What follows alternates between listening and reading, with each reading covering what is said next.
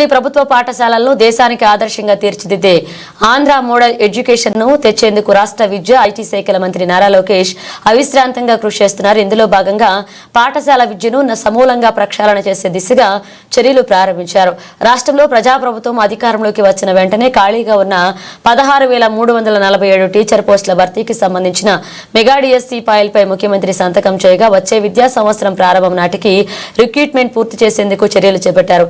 Mega DSC ఎక్కువ మంది నిరుద్యోగ టీచర్లకు అవకాశం కల్పించాలన్న ఉద్దేశంతో టీచర్ ఎలిజిబిలిటీ టెస్ట్ పారదర్శకంగా నిర్వహించారు. అత్యంత పారదర్శకంగా నిర్వహించిన టెట్ లో 1,87,256 మంది అభ్యర్థులు ఉత్తీర్ణులయ్యారు.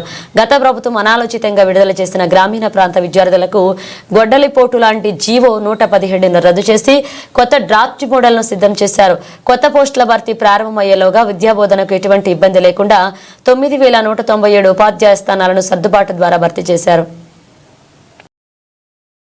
ప్రభుత్వ జూనియర్ కాలేజీల ఫస్ట్ సెకండ్ ఇయర్ విద్యార్థులతో పాటు రాష్ట్రంలోని కస్తూర్బా గాంధీ బాలికా విద్యాలయాలు, ఏపీ మోడల్ స్కూల్స్, రెసిడెన్షియల్ విద్యా సంస్థలు మరియు హై స్కూల్ ప్లస్ విద్యా సంస్థలకు 32.45 కోట్ల వ్యయంతో 2025-26 విద్యా సంవత్సరం నుండి సర్వేపల్లి రాధాకృష్ణన్ విద్యార్థి మిత్ర కింద పాఠ్య పుస్తకాలు, వృత్తిపరమైన పాఠ్య పుస్తకాలు, పోటీ పరీక్షల మెటీరియల్స్, రికార్డ్ బుక్స్, నోట్ బుక్లు కొనుగోలు చేసి సరఫరా చేసే ప్రతిపాదనకు మంత్రి మండలి ఆమోదం తెలిపింది. ప్రభుత్వ జూనియర్ కాలేజీలు కేవలం ఇంటర్ ఎడ్యుకేషన్ కే రెస్ట్రిక్ట్ పరిమితం కాగా ప్రైవేట్ జూనియర్ కాలేజెస్ లో పోటీ పరీక్షలకి, జేఈఈ వీటన్నిటికీ కూడా కోచింగ్ ఇస్తున్న విషయం మనకు తెలిసిందే. మరి వీటి పట్ల ఈ కోచింగ్ తర్వాత ఈ జేఈఈ ఎగ్జామ్స్ పట్ల తల్లిదండ్రులు, గవర్నమెంట్ స్కూల్లో చదివే పిల్లల తల్లిదండ్రులు కూడా ఎక్కువగా ఇంట్రెస్ట్ చూపిస్తాం. దీని మూలంగా ఏంటంటే